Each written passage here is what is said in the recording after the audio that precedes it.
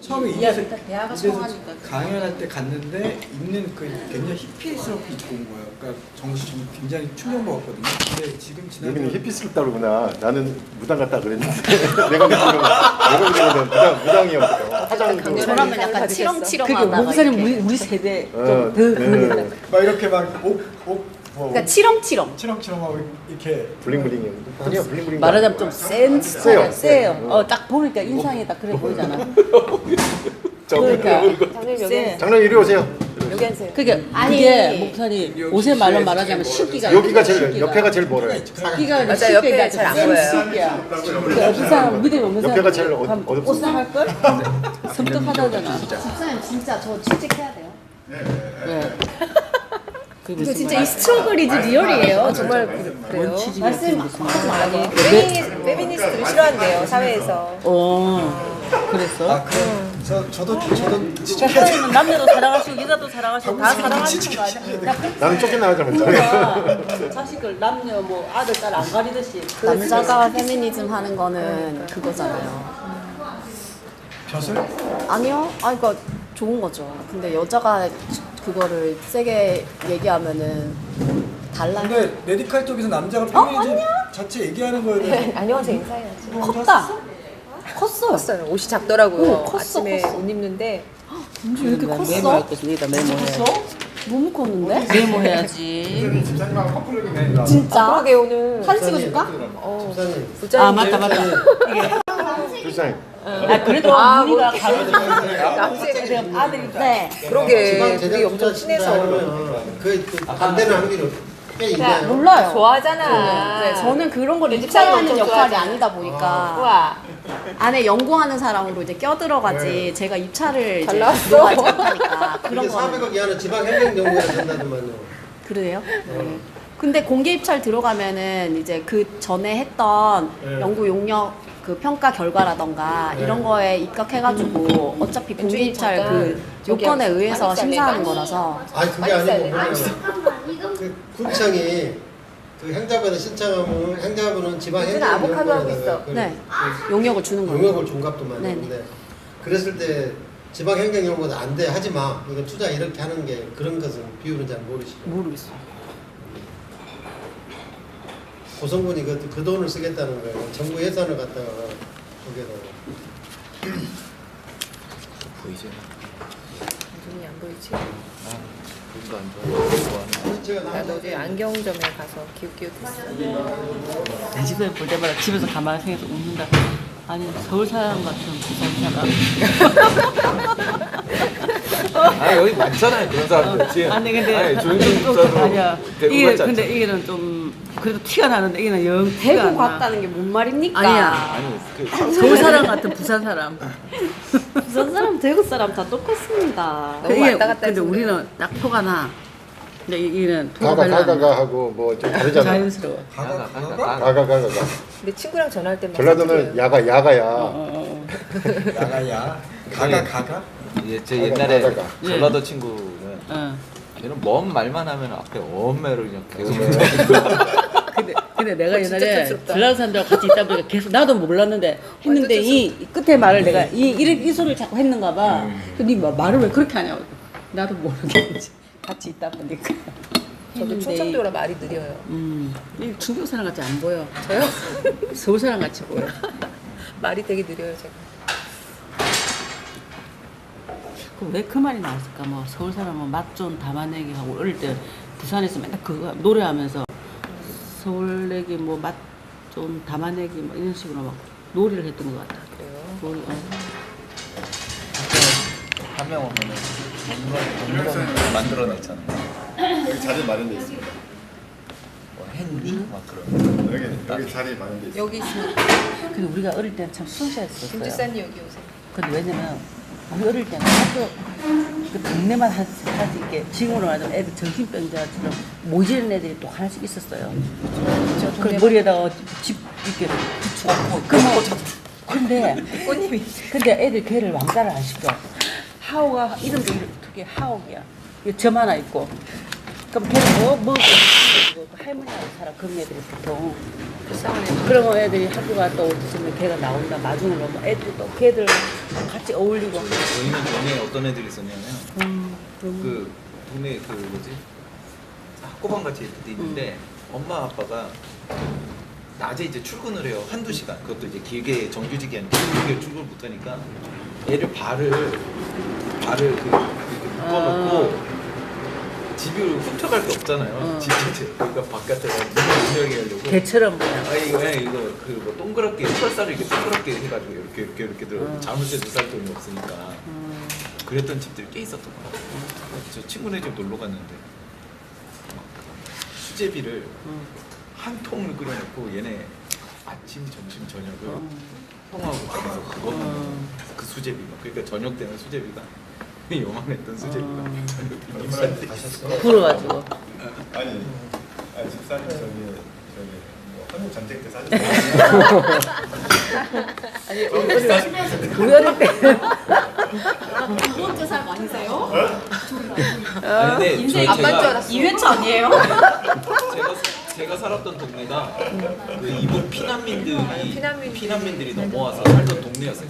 그 동네가 절대 좀 약간 빈곤층이 절대 빈곤층. 아니, 있었기 부산에서? 때문에. 예. 빈곤층. 그럼 우리가 어릴 때 생각해봐요.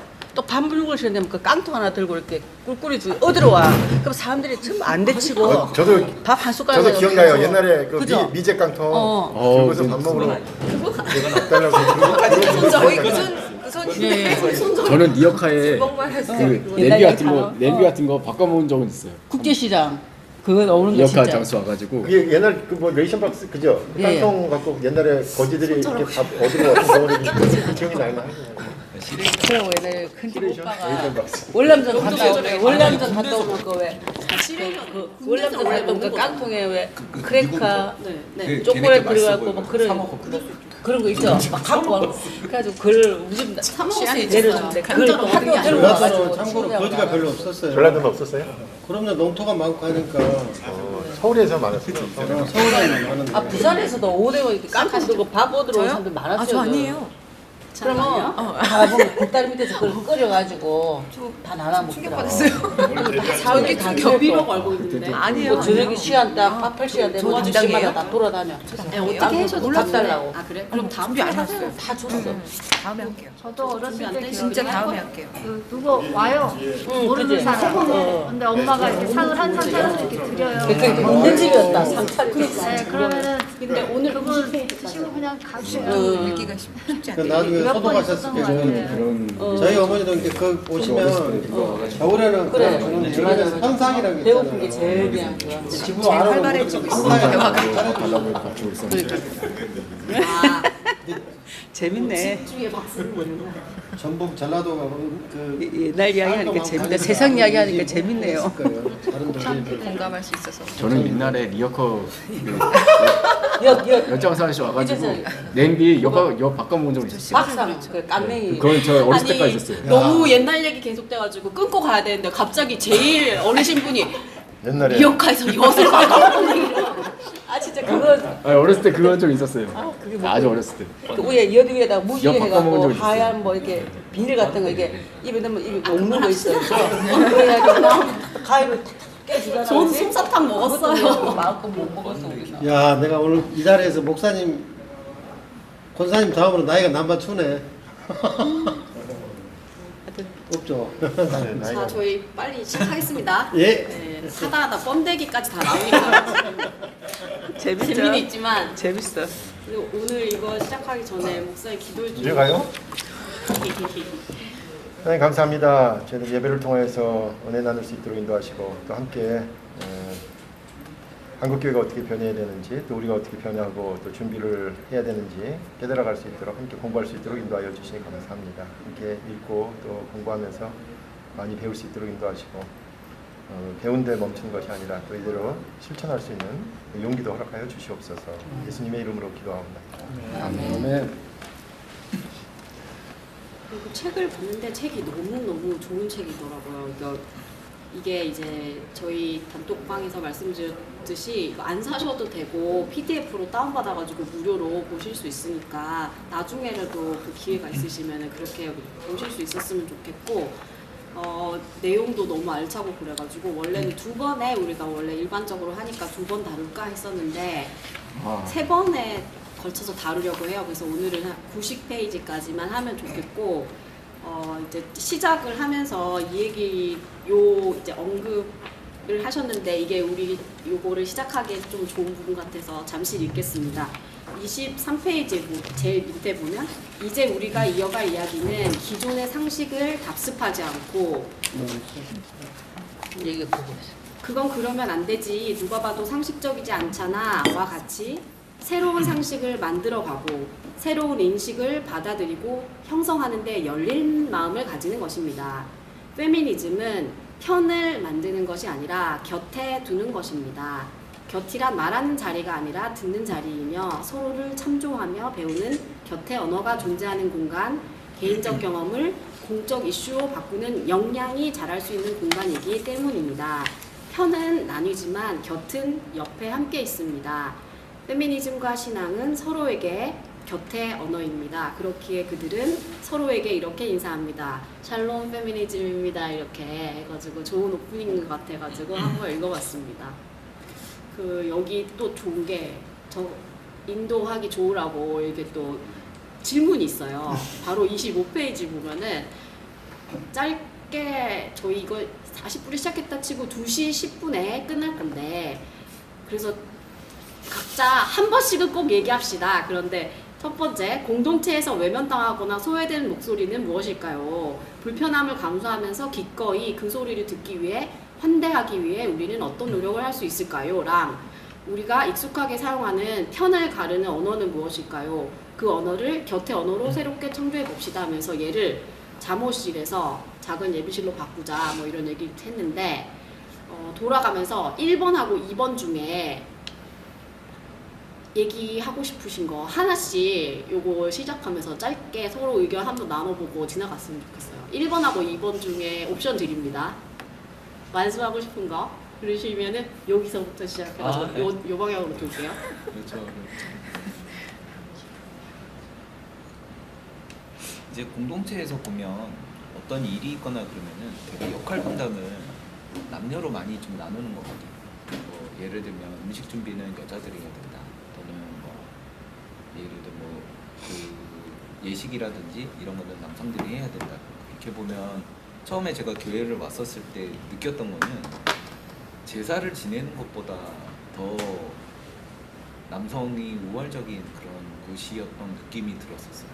왜냐하면 제사 지낼 때 저는 이제 경상도 쪽이었었으니까 그 어른들이 제사 음식을 준비를 하는 것 또한 여자들이 음식을 준비를 하면 안 되거든요. 남자들이 준비를 해야 되는 거고 모든 거를 해야 되는데 그런 것들이 그런 사회에서 살다가 이제 교회를 갔는데 별반 이렇게 좀 차이가 없는 듯한 느낌이 들었어요. 왜냐하면 목사님들이 뭐 예를 들어 권위적으로 하고 그 점심을 저희가 다 먹는데 여자분들만 점심 준비를 하고 남자들은 이제 교제를 하고 있는 그런 모습들이 좀 많이 보였었어요. 그래서 저는 공동체 안에서도 역할이라는 거에 대해서 그리고 이거는 누가 해야 돼, 이건 네가 해야 돼, 이건 내가 해야 돼 이런 부분에서 조금 좀 공동체 안에서 그런 부분들이 좀 아직도 그러니까 어쩔 수 없이 존재는 하는데 역할을 더 잘하는 사람한테 일을 맡기는 부분이 있으니까 하긴 하는데 그런 분들이 아직도 좀 존재하고 있지 않을까라는 생각을 좀 하게 됐어요.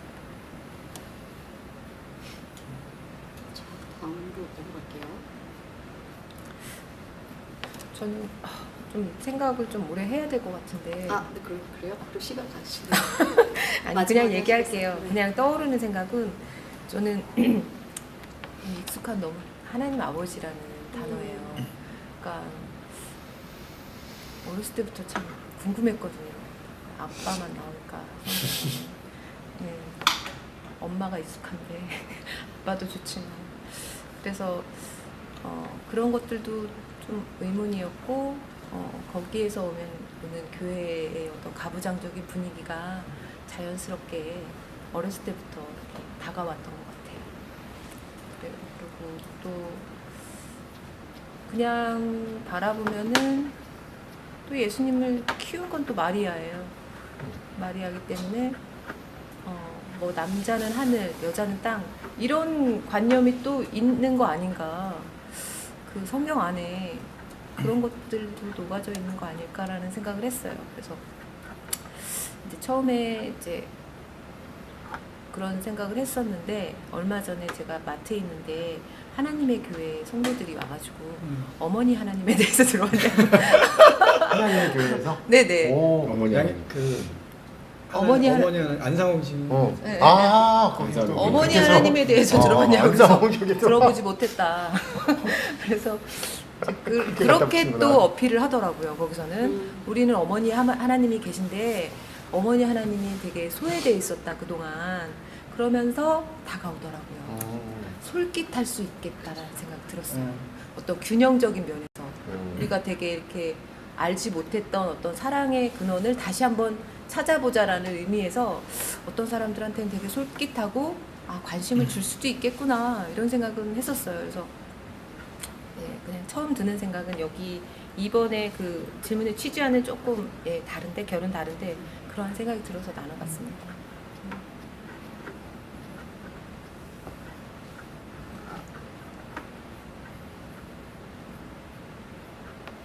나는 지금 생각나는 게 없어.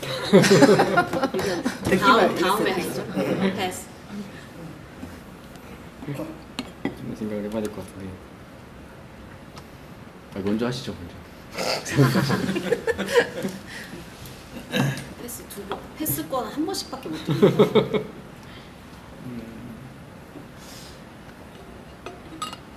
저도 이렇게 평소에 생각했던 질문들이긴 한데 특히 1번 같은 경우에는 이게 노력을 한다고 해서 그게 환대가 느껴질까라는 생각을 해봤어요. 그러니까 예를 들면 아무리 우리가 친절을 베풀고 드릴 준비가 된다고 해도 그 인간적인 어떤 신뢰나 관계가 회복되지 않고 결성되지 않는다고 한다면 예컨대 우리 교회가 지금 성서수자에게 열린 교회라고 이렇게 말을 한다고 해도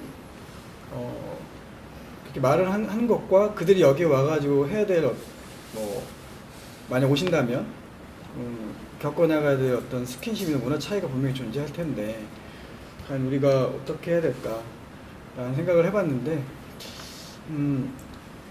그러면서 이제 저희 교회에 이제 관심을 갖게 된 건 이제 항상 제가 뭐 나누지만 저는 이제 저희 교회가 이제 아무래도 토론과 민주주의적인 제도에 운영되다 보니까 이제 언변이 뛰어나고 또 그리고 논리 정연한 분들의 목소리가 많이 투영이 되는 것 같은 느낌을 좀 받는 게 사실이거든요. 그렇다면 나는 말을 할 수 없고 난 좀 약간 나서기 싫어 이런 분들의 목소리를 어떻게 담아낼 수 있을까 그런 고민을 좀 해봤습니다. 그래서 뭐 여기서 표현이 외면당하는 소외되신 분들은 아니죠. 그분들이 저희가 뭐 그렇게까지 그분들의 어떤 인권이라든가 그걸 말할 수 있는 게 박탈하는 건 아니지만 그분들이 이렇게 숨어버리게 만든 어떤 구조나 제도에 대해서 생각해 필요가 있겠다. 그러니까 우리가 어떤 민주적인 의사 진행 구조에 있어서의 그런 이렇게 질문 돌아가면서 지금 말을 하잖아요. 이 말을 할 때도 지금 저부터도 이제 어떤 말을 논리 정연하게 이야기할까라 이렇게 머리가 좀 내부적으로 돌아가고 있거든요. 그러니까 이제 그렇게 된다고 한다면 이런 논리적인 논리적으로 이제 말씀을 하시기 좀 버겁거나 아니면은 나서기 꺼려하신 분들의 목소리는 교회 내에서 감춰줄 수밖에 없는 제도를 가지고 있구나. 그렇다면 어떻게 하는 게 좋을까? 저는 되게 쉽게 저는 그냥 밥 먹는 거. 네, 그러니까 밥 먹다가 그런 이야기를 하는 게 제일 좋은 것 같아요. 그러니까 회의 중에 이렇게 딱 회의 시작하면 말하는 게 아니라 저 교육도 그렇고 뭐 가끔 이제 티타임을 제가 물어보거든요. 저희 교육부서 어떻게 하면 좋겠어요? 이렇게 물어보면 이런 자리에서 얘기 안 하시다가도 뭐 아이디어 하나씩 주세요. 그러면 그게 또 저한테는 굉장히 또 새로운 어떤 도움을 좀 받게 되더라고요. 그래서 민주적인 어떤 제도나 의식이나 또 어떤 절차 이 가운데 생략되어 있는 서로의 어떤 그 스킨십가 뭐랄까 이게 코이노니아라고 말하기 좀 그렇지만 밥 먹고 같이 차 마시고 같이 뭐 기회가 된다면 같이 이렇게 여행도 가고 이런 내적인 어떤 삶을 나누는 그런 것들이 먼저 필요하지 않나라는 생각을 좀 개인적으로 가져봤습니다. 이분이 어떤 뭐 그분의 어떤 학벌이나 어떤 그분의 어떤 재력이나 그분의 어떤 성 정체성이나 이런 것과 상관없이 와서 뭐 같이 신앙생활 합시다라고 하는 것보다는 같이 밥 먹읍시다라고 얘기하는 어떤 교회 공동체가 좀 돼야 되지 않을까라는 생각을 가져봤습니다. 목사님 말을 제가 받을게요. 언덕교회에서 많이 발표하고 또 대응하신 분들이 언변이 뛰어나다고 표현하셨는데 저는 세상에 나가면 언변만큼 누구한테도 안 된다고 자신하는 사람입니다. 특히 10분 안에 요약해서 상대를 설득하고 하는 게 타고났다고 제가 그래서 사업을 했는데요. 근데 느끼셨나요? 저는 언덕에서는 설득 질문도 한 번도 해본 적이 없고요. 운영에 참석해도 별로 제 대우 안 합니다. 근데 그러면 뭐 무관심해서 아니에요. 제가 이제까지 다녔던 교회에서 듣지 못했던 이야기들을 듣는 것도 행복이에요. 그리고 내가 굳이 묻지 않아도 다른 분들이 해서 설교에 질문하면 내가 듣게 되고 그래서 언덕에서는 최소한 이 단어가 안 어울린다는 생각으로 소외된다, 묻힌다 이런 건 느껴본 적이 없고요. 그리고 질문 안 해도 우리 배상표 지사님 같은 분이 질문해서 또 알게 되고 그렇습니다. 그래서 제가 이제까지 한 30년, 40년 가까이 다녔던 기성교회하고 달랐던 게 너무 행복한 거예요. 언덕이 자유롭게 이야기할 수 있고 눈치 안 보고 말할 수 있고 그래서 그런 것에서는 저희들이 자부심을 가져도 될 것 같습니다. 최소한 저는 언덕에서는 소외된 그런 제 생각인지 모르지만 저는 없다고 생각해요. 이상입니다. 소외된 목소리가 없을 것이다. 아니 없다.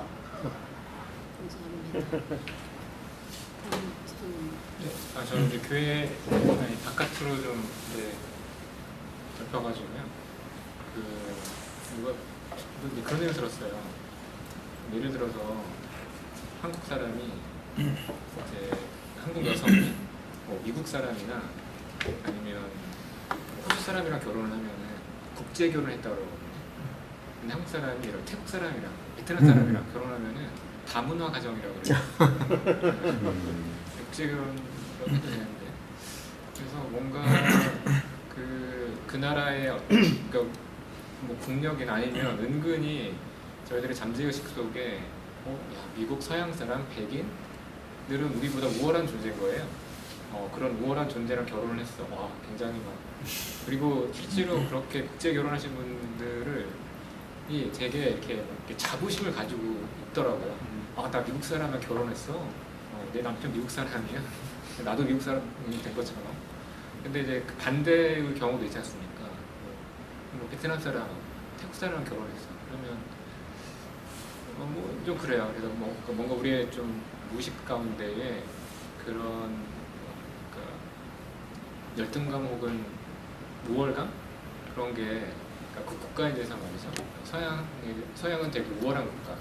그다음에 동남아는 우리보다 못 사는 국가, 뭐 필리핀이나 그런 데는 은근히 이렇게 좀 무시한다고 그럴까요? 그리고 이제 그런 분들의 목소리를 얼마나 귀담아 듣고 그러나 요즘에 다문화 가정에 대해서 그래도 좀 많이 숫자가 늘어나고 있으면서 좀 이렇게 관심을 갖고 이렇게 좀 배려하려고 하는 그런 움직임이 있기는 있습니다만 그 친구들이 되게 좀 어렵더라고요. 다문화 가정에 태어나는 아이들이 제대로 돌봄, 특히나 교육 문제, 학교 들어가기 시작하면 점점 더 생김새가 좀 다르잖아요. 그러니까 이제 주위 그 아이들한테 굉장히 놀림받고, 그다음에 엄마가 한국 사람이 아니다 보니까 교육이라는 게 그렇잖아요. 엄마가 굉장히 이렇게 역할을 잘 해줘야 되지 않습니까? 숙제도 받아야 되고 뭐도 해줘야 되고, 그다음에 학부모 모임 가가지고 네트워킹을 형성을 해야 되고, 근데 그 다문화 가정에 엄마들이 그런 거를 못하는 거예요. 한국말도 제대로 못하고 한국 엄마들하고 네트워킹 어떻게 누가 띄워주나요? 그 베트남에서 온 아니면 동남아에서 온 조선족 엄마를. 근데 이제 그러다 보니까 아이들이 되게 이렇게 좀 제대로 교육을 돌봄을 좀 못 받고 좀 그것 때문에 문제가 되고 그런 게 있더라고요. 그런 아이들이 과연 목소리를 누가 귀 기울여주고 관심 가져주고 해줄 것인가 그런 생각이 들었어요. 집사님 저기 정보 하나 드릴게요. 네.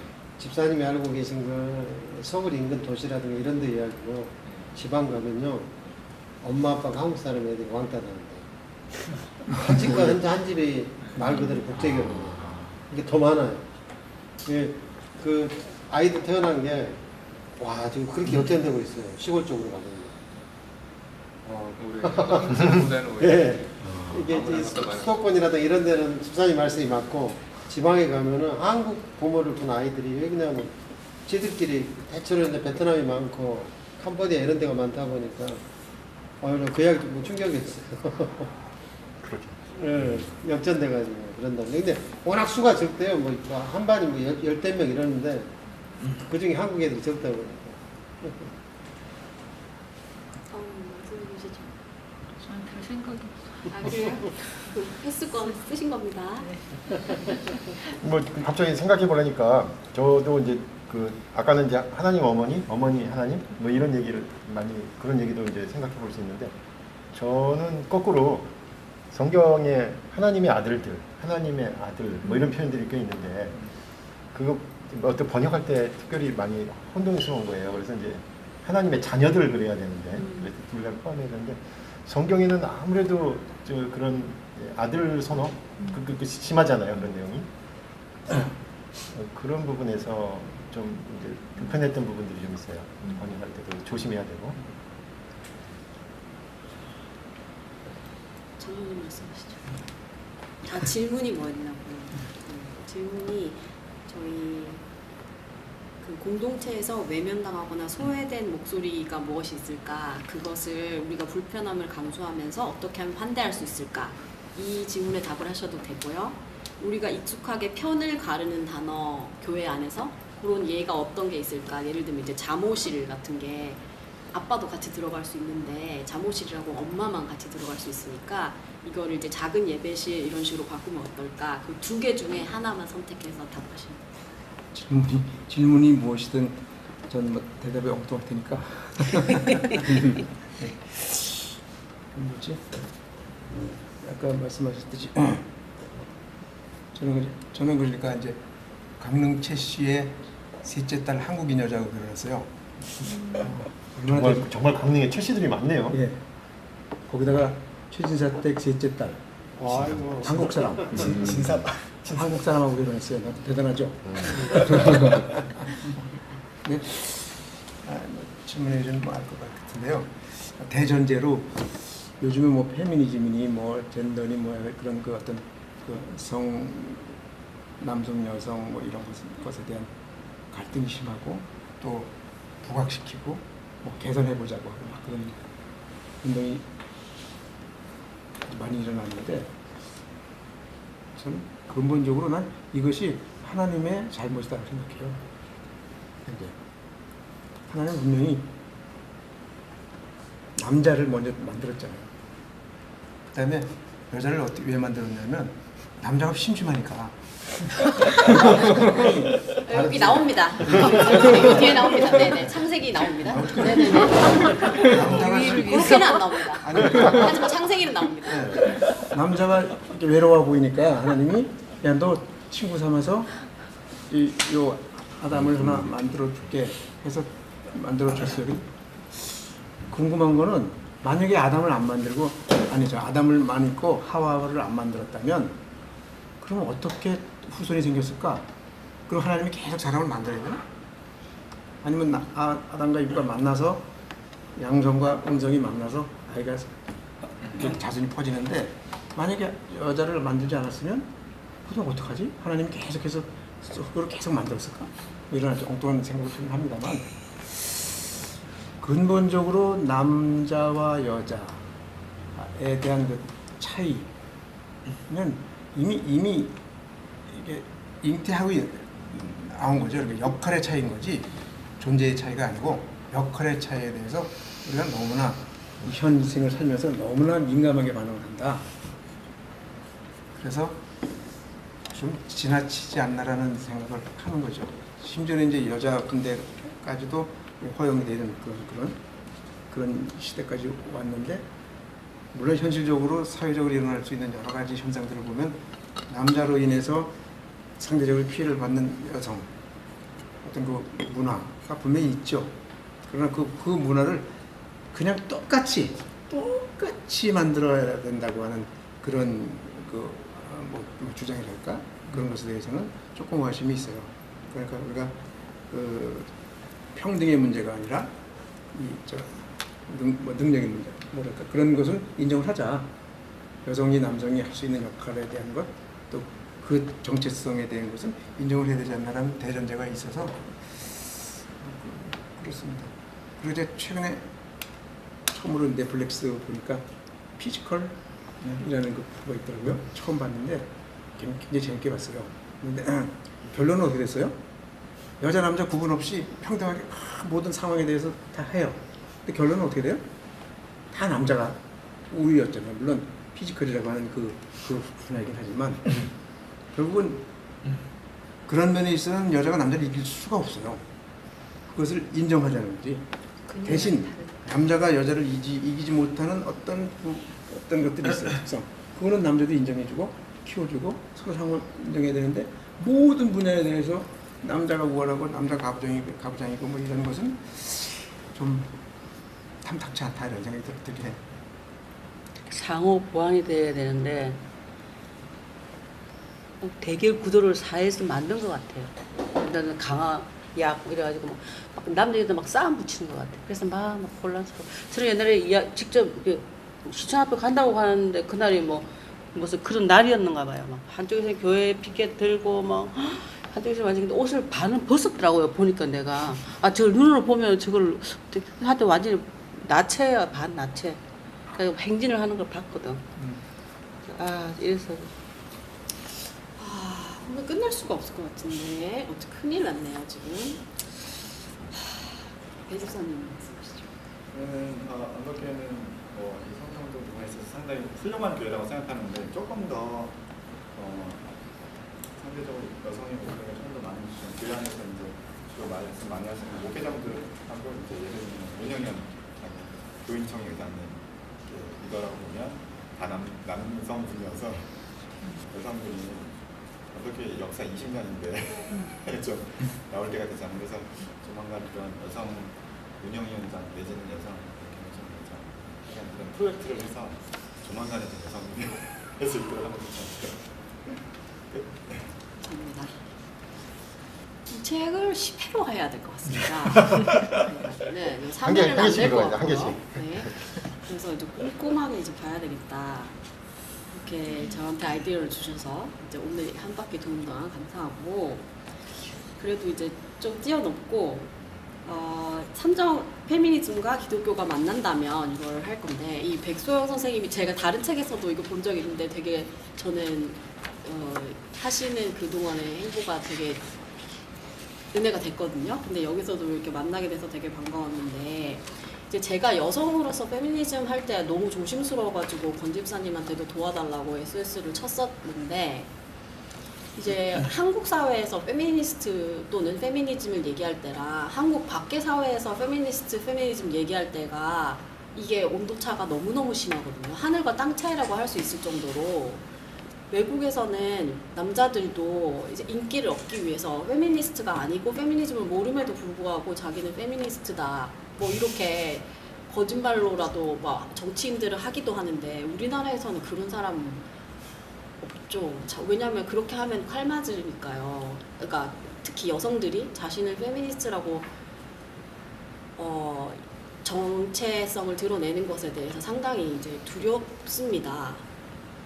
어려운 일이에요. 왜냐면은 오해가 너무 많기 때문이죠. 그래서 저는 이제 이 책을 읽기 전에 이렇게 생각해 봤어요. 사람들이 인문주의 이런 거 할 때 인문주의를 악하다 또는 인문주의 같은 건 학문이 아니다 이렇게 아무도 말하지 않습니까?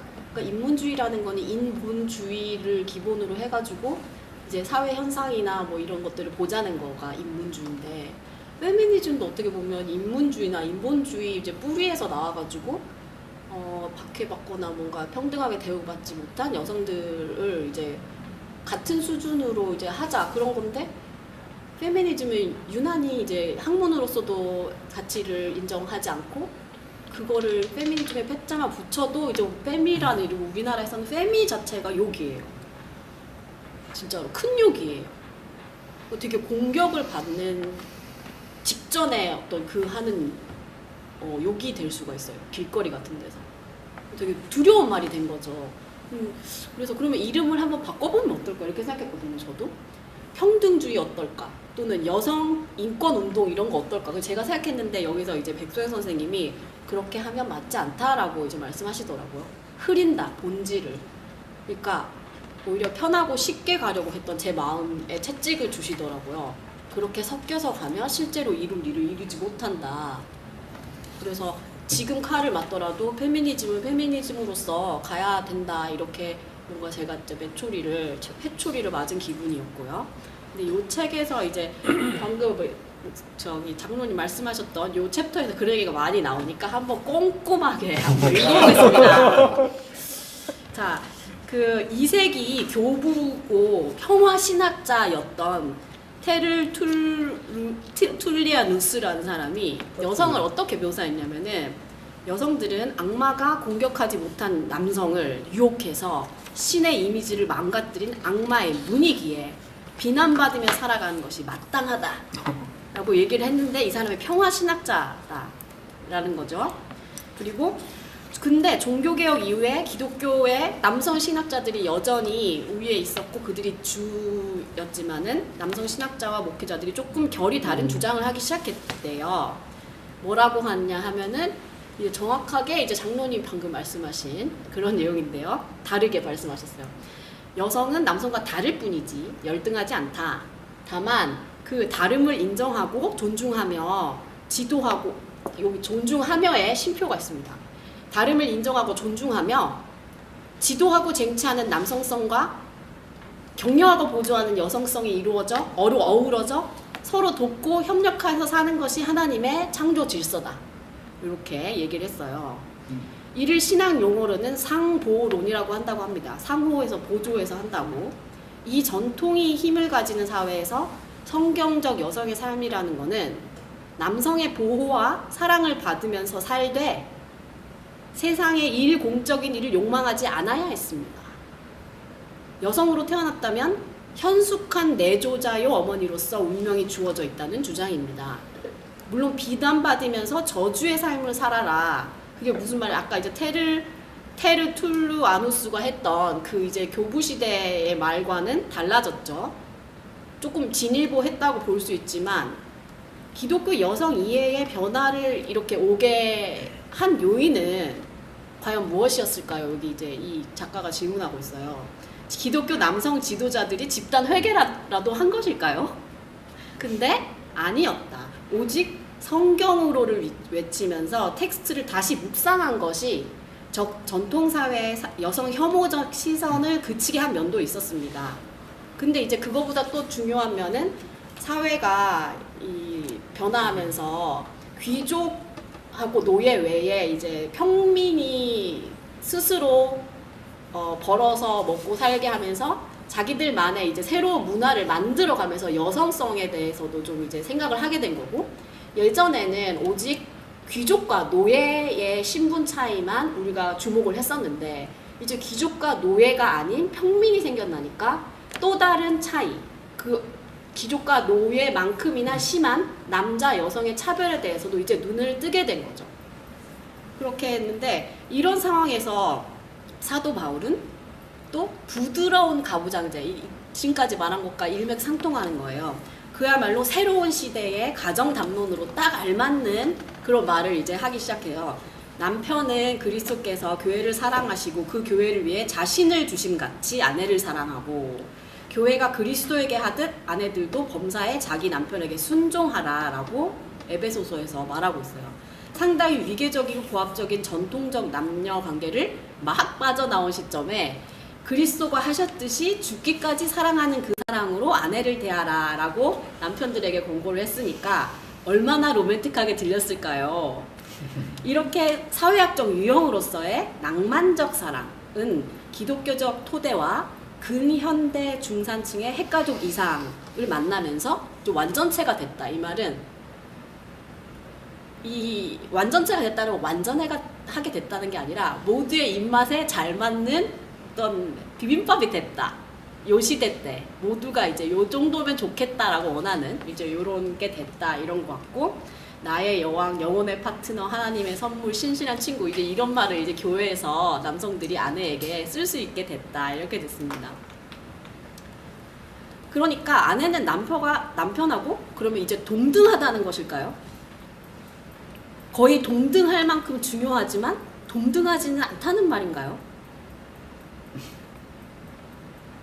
그래서 기독교 신념하고 견고하게 결부된 이런 수행성이 쉽게 바뀌지 않고 있대요.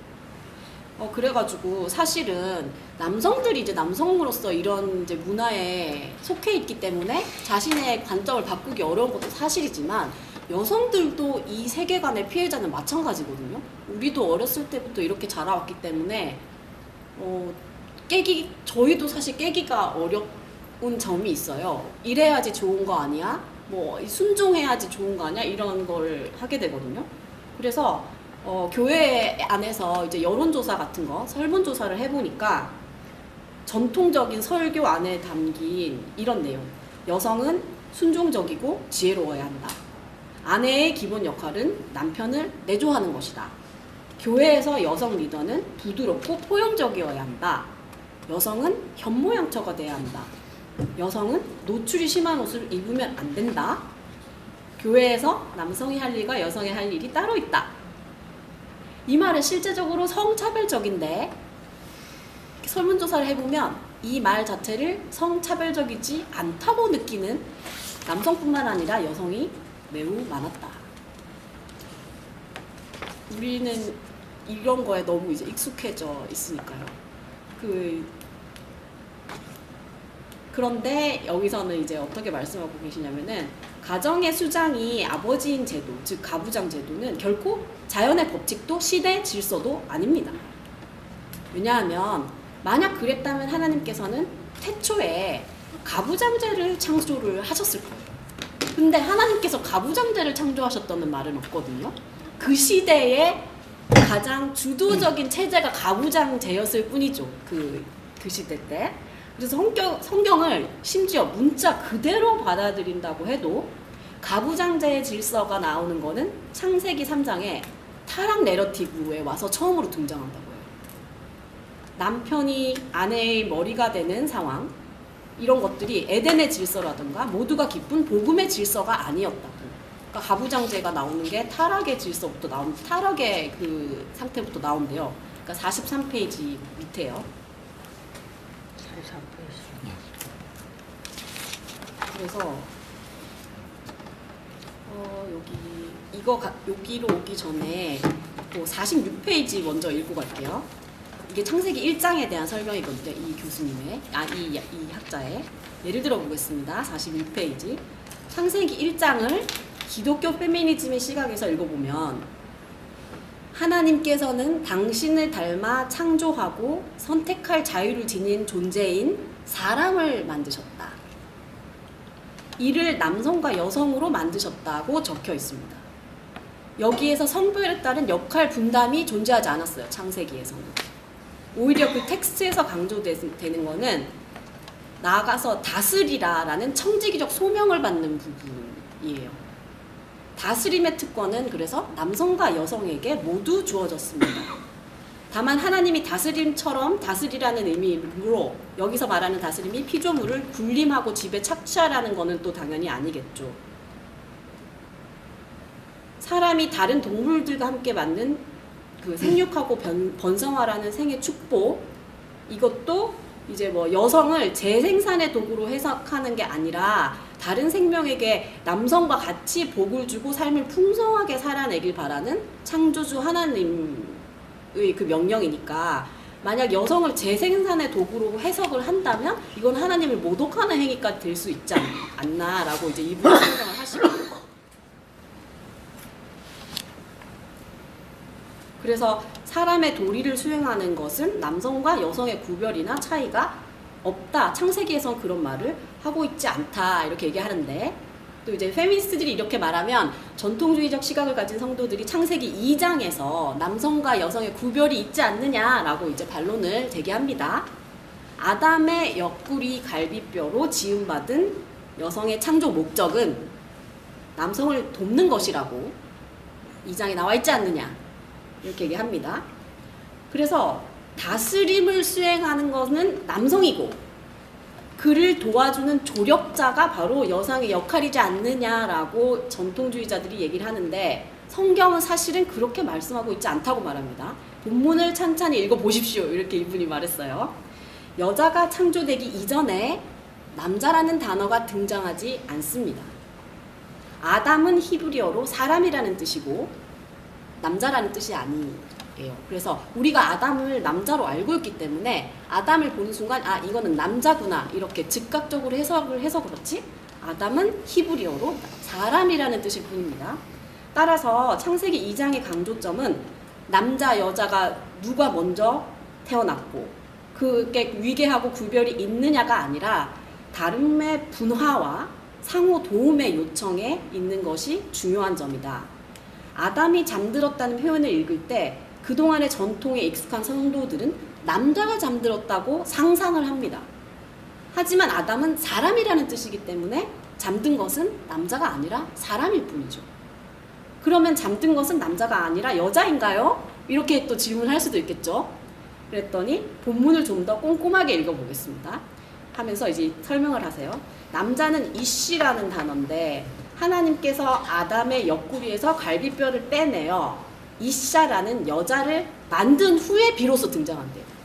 하나님은 그러니까 다시 설명하면 사람을 만드시고 사람이 잠들었을 때 이샤를 빼내셨어요. 그게 여자입니다. 그 다음에 이샤가 나오고 난 뒤에 이씨라는 남자를 이제 호명하기 시작하세요. 그러니까 사람 나오고 여자 나오고 남성 나온 거예요. 이 그 창세기 2장의 순서를 보면은. 그래서 돕는 배필로 번역된 단어의 히브리 원어를 직역하면 그의 마주봄과 같은 도움이고 이거가 남자의 옆구리에서 갈비뼈를 빼서 여자를 만들었다는 해석 자체가 아담이 남자라는 것을 이제 머릿속에 두고 있으니까 다 나온 거지 사실 그 관점을 우리가 없으면은 절대로 그렇게 해석할 수가 없는 거다라고 이 학자는 설명을 하고 있습니다. 그럼 빼는 그 갈비가 남자일수 있어요? 사람이라는 모르죠. 아무도 모르는 거죠. 사람일 뿐이죠. 논리적으로 말하면 그것이 남자일 수도 있어. 제 생각에는 공동하죠. 아니죠. 제 생각에는 처음에 하나님 만드실 때 성을 구분 안 하고 그냥 인간을 만드셨는데 그 다음에 여자를 만드시면서 구분을 시작했을 수도 있을 것 같아요. 나머지가 남자. 네, 나머지가 남자 이런 식으로. 그러니까 처음에 사람 만들 때 우리 상식으로는 남자 딱 만들고 여자 딱 만들고 이렇게 했다고 생각하기 때문에 이게 해석이 되는 건데 하나님 처음 사람 만드실 때 남녀 구분 없이 그냥 인간이라는 신과 다른 나와 닮은 존재를 만드셨고 그 다음에 뭔가 구분을 하기 시작하셨다. 이렇게 해석을 할 수 있다는 거죠, 이 책에서. 근데 저도 읽어보니까 그럴 수 있겠다라는 생각이 들긴 하더라고요. 여자를 만드시고 그 사람을 남자로 만드신 건가요? 그럴 수도 있겠죠. 여자를 만드신 다음에 세상에 사람을 남자로. 이제 명명했을 뿐이지 나머지 갈비 뽑아서 만든 사람이 사실 남자라고 했었어도 그러면 이런 논란이 안 일어날 수 있을 텐데 여자를 했기 때문에 논란이 일어났습니다. 그래서 이제 여기가 우리가 창세기부터 이렇게 또 이렇게 지적을 해주시니까 요 문제에 대해서 결정된 3가지 질문 이번 시간 요것만 해도 될 것 같습니다. 첫 번째 질문은 페미니즘이라는 낯선 렌즈를 적용할 때 그동안 익숙했던 본문이나 교회 가르침 중에서 다시 묵상하게 되는 부분이 있나요? 그다음에 기독교를 낯선 렌즈로 적용할 때 대중화된 페미니즘 안에서 또 이런 거는 재고해봐야 될 수행성이 있나요? 한번 자신을 기독교인이라고 말하는 페미니스트도 패러다임은 다양한데 어떤 패러다임이 있을지 알 수 있을까 이런 거거든요. 제 생각에 3번은 전문가분들이 좀 도움을 주셔야 될 것 같고 우리가 대답할 수 있는 것 중에서 하나씩 골라가지고 얘기를 해보면 좋을 것 같아요. 그래서 오늘 요것만 하고 하고 그리고 이거랑 질문이랑 상관없이 오늘 이제 우리가 나눈 본문이라던가 같이 나눈 생각 중에서 또 하시고 싶은 서로 간의 질문 이런 거 돌아가면서 한 번씩 얘기를 하고 마무리하면 어떨까 싶습니다. 그러면은 아까랑 다른 이 방향으로 돌아갈까요? 저는 그 페미니즘에 대해서 뭐 예를 들면 사회에서 나와 있는 뭐 다양한 책도 많이 한 것 같아요. 별로 읽어보진 않았어요. 그래서 사회에서 페미니즘, 근데 이제 이렇게 듣기로는 페미니즘, 그러니까 김경희 씨님 말씀대로 페미니즘, 페미니스트에 대해서 특히 젊은 뭐 20, 30대 젊은 남성들이 이제 약간 혐오하고 약간 그런 분위기가 있는 것 같은데 제 개인적으로 저는 어떻게 보면 페미니즘을 캐나다에 가서 거기서 공부하면서 적겠어요. 페미니즘을 적겠는데 제가 갖고 있는 페미니즘에 대한 그런 인식은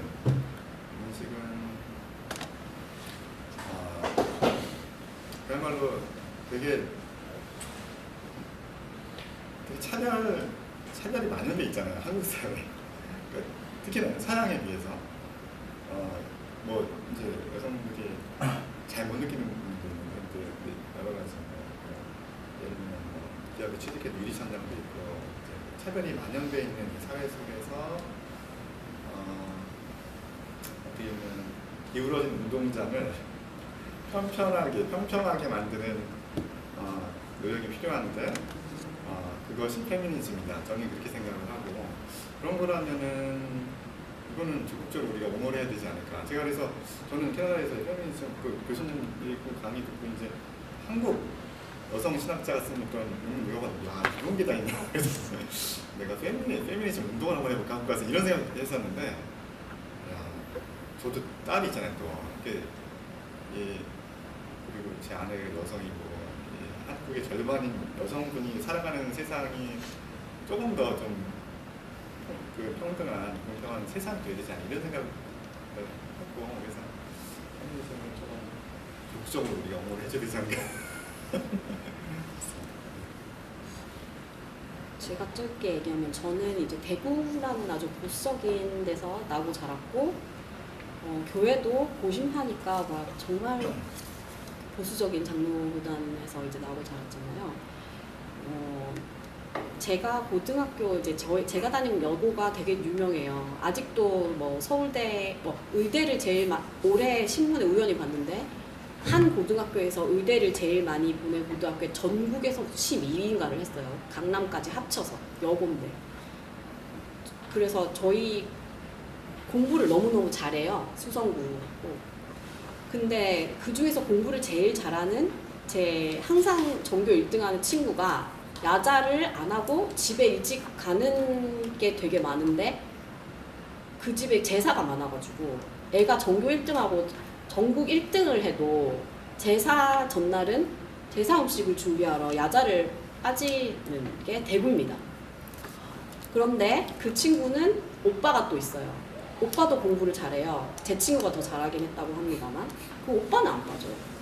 전날 제사 음식 하는데. 그런 사회에서 자랐기 때문에 저도 이제 여자가 뭔가 평등해야 된다 이런 거에 대해서 배우고 있는 중이에요. 뭐가 내가 불평등했는지 불평등에 어떻게 보면은 너무 익숙해져 있고 저도 그게 당연한 거라고 생각해가지고 불편한 거를 모르고 살다가 알게 되면 불편해지는 그런 것들을 배워가고 있는 것 같아요. 근데 여성들도 남성들이 여성에 대해서 깨우쳐야 되는 것과 마찬가지고 우리도 가만히 있어서는 깨우칠 수가 없습니다. 너무 익숙한 것들이 많기 때문에 우리 공부하고 뭐가 잘못됐는지 알기가 배우는 거가 똑같아요. 그래서 그런 부분이 있다는 거가 저한테도 되게 낯선 부분이 있습니다. 말씀하시죠. 페미니즘이라고 하는 것 자체를 주장하는 태동이 어디서부터 태동이 됐고 무엇을 근거로 해서 태동이 됐는지는 모르겠습니다만 아마 이제 이 지구상에 많은 국가들이 기독교 국가들이 많고 특히 선진국이 기독교 국가들이 많은데 아마 그런 성경적인 의미에서의 페미니즘이 대동되지 않았을까라는 생각을 해봅니다만 차라리 아까 언급된 듯이 페미니즘이라고 하는 그런 가치보다는 평등이라는 가치를 가지고 이제 여성들이 주장을 했더라면 오히려 공격을 덜 받았을 수 있고 어떤 가부장적인 어떤 각 나라의 특히 이 동양권의 이 문화에 있어서 덜 공격을 받았을지도 모르는데 같은 사람으로 평등하게 대우해달라 또는 평등하자라고 했으면 덜 공격받았을 텐데 그 여성이라고 하는 거를 부활시켜서 이제 동등하지 않다. 그렇다면은 복잡해지는 거죠. 지금 뭐 젠더 갈등도 있고 뭐 여러 소수 그 자들에 대한 그 사회적인 표출이 많이 있잖아요. 그럼 더 복잡해져서 차라리 평등하자. 사람은 다 같지 않냐. 평등하자라는 것을 대전제를 놓고 주장을 하면 오히려 설득력이 있고 설득되고 진전이 있을 것 같은데 여자 대 남자로 이렇게 대결을 이렇게 시켜놓으니까 어려움이 있지 않을까 그런 생각이 들고요. 뭔가 힘들어요 사는 게 이런 것에 대해서 생각하고 이제 나는 가만히 있으려고 그러는데 자꾸 영양 발전에 주의해서 그러면 그거 참 그러니까 뭔가 생각이 많은 사람이 살기 힘들겠다. 제가 농담 장로님도 생각이 많으세요. 그런 좀 참. 아주 감수성이 성경을 어떻게 그냥 자유적으로 해석해서 사는 게 좋지 않을까라는 생각이 드는데. 네, 뭐 저는 개인적으로 이제 제가 관심 있는 분야가 이제 좀 보수적인 역사거든요. 부흥운동이나 성령운동, 이제 복음주의 뭐 이런 것들을 가르치는데 실제로 제가 가르치는 영역에서 사실은 페미니즘적 요소가 더 많아요. 우리가 생각할 때 아주 진보적인 사람들이 이 이슈를 먼저 꺼냈을 거라고 생각하는데 사실은 보수적인 성령운동하는 사람들이 우리 여성들에게 기회를 더 많이 줬고 여성들에 대해서 더 각성했거든요. 그러니까 올해 이제 사실은 김태환 목사님하고 저희가 올해 교표를 정할 때 요엘서 2장 29절 본문이거든요. 여기는 뭐냐면 내가 말세 남종과 여종에게 부어주리니 이렇게 돼 있어요. 그러니까 이미 요엘서의 성령은 남종에게만 부어주는 게 아니야. 남자만 목회자가 되는 것도 아니고 지도자가 되는 게 아니라 여성에게도 동시에 부어준다는 표현이 있거든요. 이건 되게 혁신적이었고 실제로 사도행전 2장에서 베드로가 성령 받아가지고 나와가지고 썼던 본문이 요엘서 2장 29절이에요. 그러니까 이건 기독교 초기부터 이미 남자 여자 구분 없이 모두에게 동일하게 역사하는 성령. 그러니까 성령 운동하는 그룹들이 되게 처음에는 적어도 상당히 여성들에 대해서 개방적이었고 왜냐하면 남자들은 이제 전통적으로 어느 학교 나왔어 어디서 목사 안수 받았어 이게 이제 남자들의 계통인데 여자들의 성령은 그게 아니라 언제든 역사하는 성령에 의해 가지고 지도력을 발휘하는 거거든. 그러니까 언제든지 전폭적이었어요. 여성들의 사역은. 그래서 요즘 페미니즘이라는 이슈는 저는 오히려 보수적인 신앙을 가지고 있는 사람들이 오히려 더 적극적으로 나설 요소가 특히 많고 요즘 이제 그 선교사들에 대한 이야기들을 많이 하잖아요. 선교사들에 대한 이야기, 전기들이 많이 나오는데 실제로 한국에 온 선교사들의 대다수가 여성들입니다. 근데 우리가 아는 건 아펜젤러, 언더우드 남자들밖에 모르잖아요. 사실 선교 영역만큼 가장 페미니즘의 요소들이 가장 많은 적이 없어요. 근데 이제 그래서 저는 여성 선교사들에 대한 이야기들을 발굴하는 게 더 필요하고 그게 사실에 가깝다. 이게 뭐가 우리가 윤리적으로 뭐 더 그래야 된다가 아니라 오히려 사실을 사실대로 기술할 때 여성들의 이야기가 더 많다 사실은 선교 현장에서. 실제로 페미니즘 하시는 분들이 선교 역사를 많이 공부해요. 네. 그러니까 이상하잖아요. 페미니즘은 되게 진보적인 사람들인데 선교 영역은 되게 보수적인 영역인데 근데 여기가 블루 오션이라고도 얘기해요. 이 책에 그렇게 써있더라고요. 그래요? 여성 우리나라에 오셨던 여성 선교사가 남성 선교사에 비해서 훨씬 많대요. 많아요. 근데 우리는 그 눈으로 못 보니까 착각한대요. 당연히 남자가 많을 거. 근데 그 요소는 이제 미국 사회가 가지고 있었던 보수성도 있어요. 왜냐하면 미국 사회에서 여성들에게 목사 안수를 줘야 되는데 미국도 보수적이가지고 안 준 거야. 그래서 이 여자들을 그러면은 지도자들을 어디로 갈 거냐? 해외 선교지로 가야 돼. 해외 선교지로 와야 여성들도 대우를 받을 수 있었거든요. 그러니까 이제 그거는 이제 사실은 어떻게 보면 1세기하고 2세기 사이의 간격이 이제 그런 것들을 만들어냈다고도 얘기할 수 있는데 어쨌든 우리로 보자면 한국의 입장에서 보자면 우리 주변 우리를 위해서 왔던 선교사들이 많은 수가 대다수가 여성들이었는데 그들에 대한 이야기라도 사실이라도 좀 밝혀내면 이런 우리가 잘못된 시각들을 교정할 수 있지 않을까 하는 게 제가 요즘 관심입니다. 남녀의 차이라든지 하는 거니까 저는 사실 고등학교, 대학교 생활할 때까지만 해도 이 남녀의 차별이라는 걸 잘 몰랐어요. 근데 결혼하고 나서 여자가 사회적으로 어떤 대우를 받는지 알았거든요. 그 전까지는 사실 뭐 저는 그냥 평범한 사람이었는데 굳이 결혼하고 돌아보니까 제가 결혼하기 전까지는 공주님이었던 거예요. 근데 결혼하고 난 다음에는 순식간에 나의 모든 건 똑같은데 결혼하고 난 다음에 순식간에 무수리가 되는 거예요. 그 집에 한라가 됐어요, 제가. 그래서 제가 굉장히 충격받았거든요. 아, 이런 건가? 물론 제가 집에 결혼하기 전에 집에 있으면서도 집안일도 했어요. 집안일도 하고 물론 이제 공부를 주로 했겠죠. 학생이었었으니까 내일도 하고 막 그랬겠죠. 근데 전도 붙이고 집안일도 하고 청소도 하고 빨래도 하고 다 했어요. 다 했는데 똑같은 일을 수행하는데도 내가 결혼하고 내가 하녀처럼 느껴졌어요. 그리고 시부모, 그러니까 우리 부모님, 그러니까 저도 아까 조윤경 집사님 말씀하신 것처럼 그 시대를 그냥 그렇게 살았어요. 우리 부모님들의 가치관과 그 사회적인 영향을 그대로 받으면서 살았어요. 근데 뭐 당연히 아빠 존경하면서 이렇게 그 그늘 아래서 살았죠. 그래서 아무런 불만도 없이 살았는데 그렇게 그런 문화 속에서 살았는데도 불구하고 결혼하니까 이게 엄청 달라지더라고요. 여성의 사회적인 지위가 이렇게 달라진다는 걸 그때 처음으로 느꼈거든요.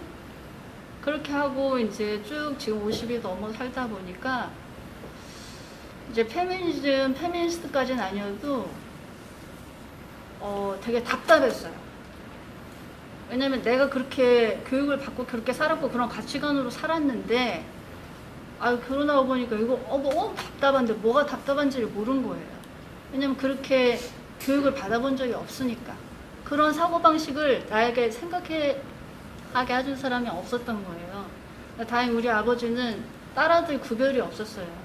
그냥 공부 잘하면 공부하는 그것에 맞춰줘서 대학을 보냈어요. 그래서 너는 뭐 어떤 집은 보니까 너는 공부를 잘해도 너희 오빠가 혹은 너의 남동생이 대학을 잘 진학해야 되니 너는 뭘 희생해라. 뭐 공장에 다녀서 돈을 벌어라 이런 게 없었어요. 그래서 그냥 다행히 그런 좋은 부모님 밑에서 자라가지고 그냥 대학 교육도 다 공부하는 대로 다 교육시키겠다. 나는 딸아들 구별 없다. 딱 우리 아버지가 말씀하셨었거든요.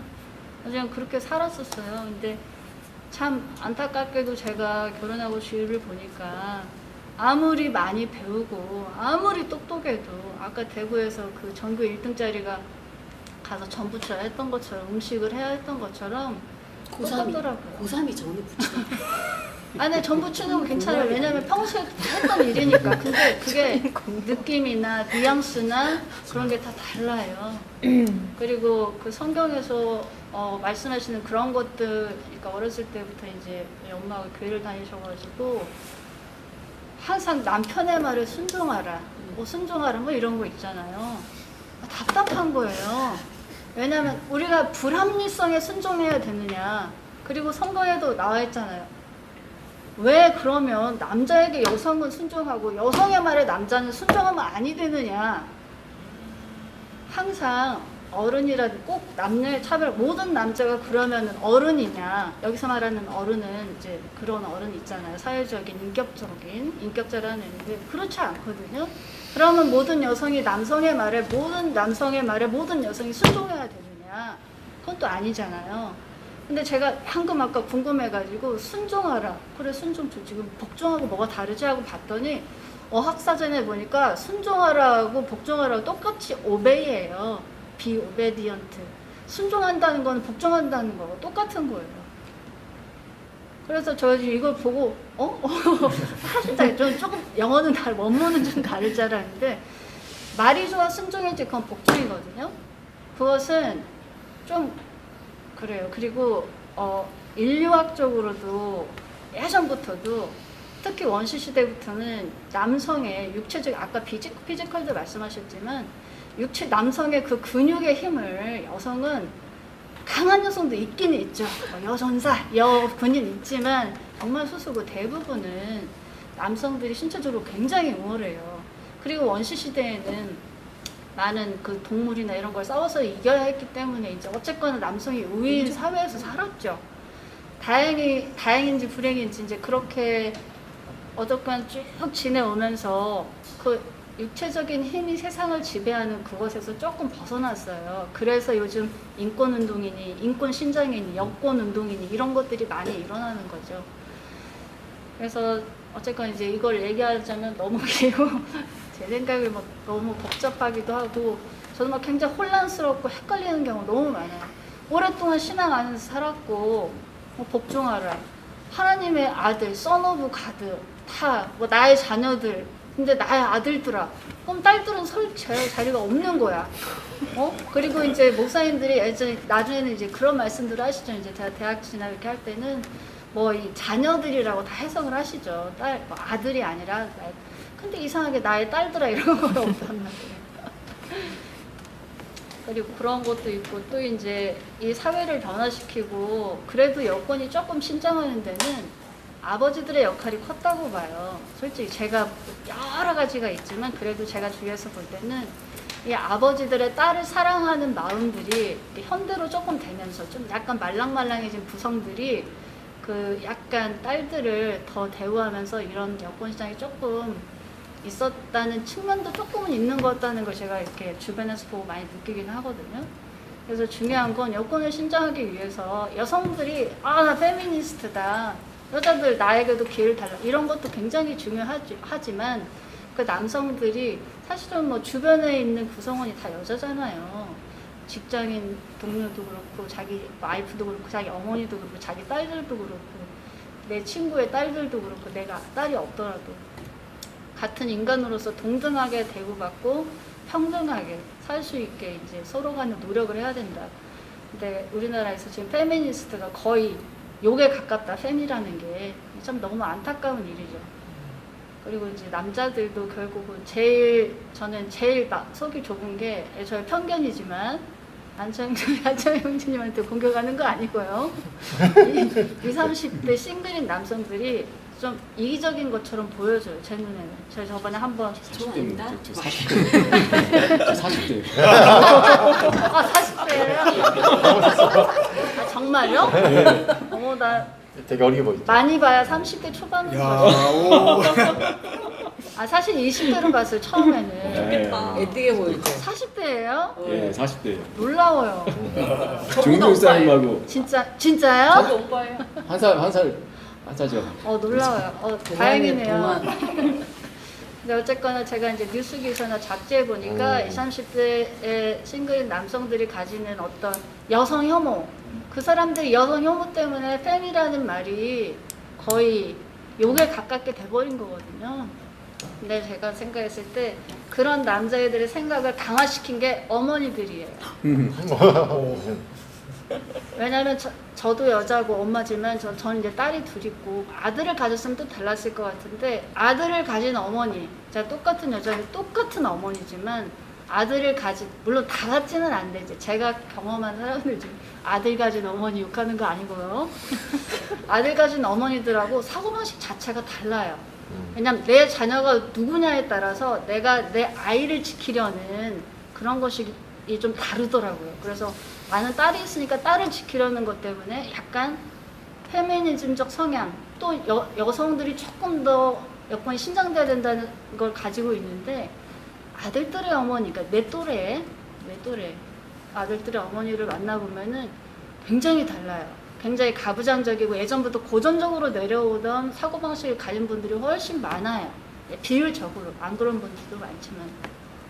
본인이 여성임에도 불구하고 그냥 내가 지켜야 될 자식이 남자고 초등학교 때부터 여자애들은 가력이 빠르잖아요. 그리고 요즘은 이제 딸들을 사랑하는 아버지 때문에 애들이 굉장히 예전보다 나쁘게 말해서 기가 세졌어요. 그래서 자기 아들들이 되게 눌리는 거를 너무 싫어해요.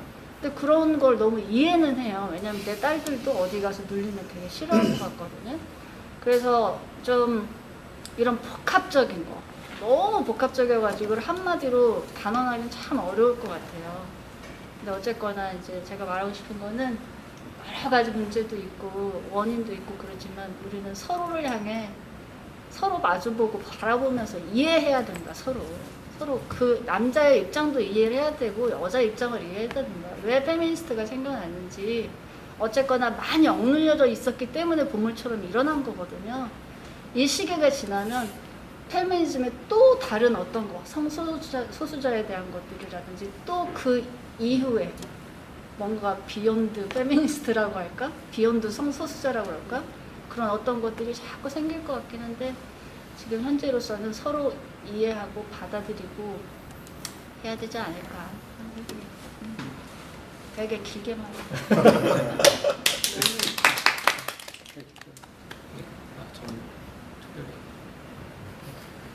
제가 저는 좀 다른 환경에서 태어났습니다.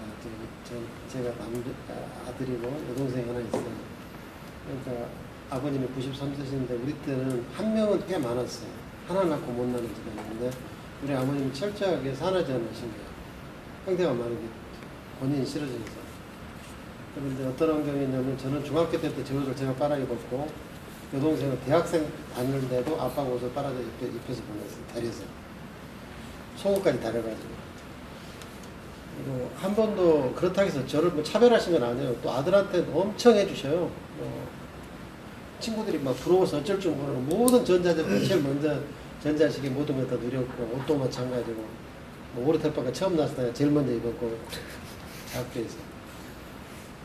그런데 아버님이 아들한테는 좀 강하게 키우시려는 게 있어서 그렇게 했고 그런 환경에서 컸기 때문에 차별이라는 건 전혀 못 느꼈고요. 한 10년, 15년 전 이야기입니다. 제가 이제 저희 집사람하고 결혼을 좀 늦게 했죠. 40이 돼서 했는데 집에 입주가정부 중국 교포 아줌마가 계셨어요. 아이들이 키우려다 보니까. 아버님, 어머님이 오십니다. 근데 교포 아줌마 음식은 맛이 없잖아요. 제가 또 음식을 배웠잖아요.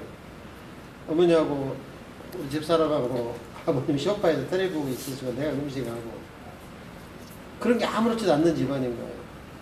자기 아들이 가서 음식하고 뭐 다 치우고 설거지해도 용납이 되고 그러다 보니까 저는 여성에 대해서 페미니스트 뭘 이렇게 다르게 생각해 본 적이 거의 없어요. 집사람하고도 내가 지금도 뭐 설거지하고 청소하고 다 해요. 내가 그러니까 이걸 당연시 받아들이지 난 당신은 여자니까 뭐 당신은 살림해야 되고 이런 생각 자체가 저는 없어요. 그러니까 이게 환경 교육인 것 같고요. 아까 조 집사님 말씀하신데 내가 대학교 1학년 82년도 겨울입니다. 겨울방학 때 하숙집 룸메이트가 부산 아이였는데 김상우라고 기어이 부산을 가자는 거예요. 방학 때 우리 집 가야 되는데 집에 좀 놀러 가자고. 그래서 광주를 안 가고 부산으로 가게 됩니다. 동래구 사직동이었던 것 같은데 아니 온천동 동래구에. 아버지가 경찰 공무원이셨어요. 가서 보니까. 가자마자 어머니 내 왔다요. 첫마디가. 누부는 새는 그래. 누부가 새다고 처음 알았어요. 그게 누부는 누나하고 새는 형이라는 거죠. 근데 말하는 게 할머니한테도 반말을 해요. 그걸 웬걸? 아니, 문화적 충격으로. 그러고 나서 지금 누나도 오고 저녁에 이제 가족이 다 모여서 제가 오니까 막 음식이 많아졌어요. 밥을 하는데 아니 세상에 할머니, 어머니, 여자들은 따로 밥상을 차리고 남자들끼리 이쪽에 앉아서 밥을 먹어요. 난 태어나고 처음 당해봤어요. 그런 것을. 물론 이게 부주의한이 오래일 수도 있어요. 그 가족만 그럴 수 있는데 절대 이건 내가 다 뭐 옳고 그름이 아닙니다. 근데 경상도, 전라도 차이가 있어요. 그거 보니까 대학 다니면서 많이 느꼈는데 경상도 애들이 특별하게 남자라는 게 주장이 강해요. 서클에서도 많이 부딪혀요. 합창단은 여자들이 많잖아요. 근데 무시하는 발언을 많이 해요. 저도 모르게 나오는 거예요. 막 기집애가. 여자들 깜짝 놀래죠. 어떻게 남자 입에서 내가 놀래고 야 막 무슨 그런 말이 어디가 있어 그러는데 이게 교육 문화에 그런 것 같아요. 그래서 근데 세상은 지금 바뀌어가지고 그러고 페미니스트 말씀하시는데 저는 이제 서초동에서 얘들 학교를 보냈는데 우리 배 집사님 잘 아실 거예요. 남녀공학은요 엄마들이 가면은 엄마들 물어요. 남자 가진 엄마들은 내신 때문에 여자애들이 앞에를 거의 대부분 차지한대요. 그래서 아마 배 집사님도 아들 저기 서울고 보냈을 거요. 서초가. 나는 서초가 보냈고. 그리고 또 통쾌한 현상이 벌어지는 게 검사 임용이라든가 판사 임용에서 거의 지금 역전이 돼가고 있는 걸로 알고 있습니다. 여자들이. 그러니까 시험으로는 이제 못 따라와요. 머시매들이. 보니까. 그리고 장로님 앞에 계시지만 저도 이제 60대 접어들었습니다만 사실 남자들이 겉으로는 뭐 힘이 있는 것 같다. 아무 힘 없어요. 선배들 보니까 딸 결혼 문제, 뭐 교육 문제, 학교 문제 여자들이 다 결정하지. 언제 남자들이 입김하게 들어가나요?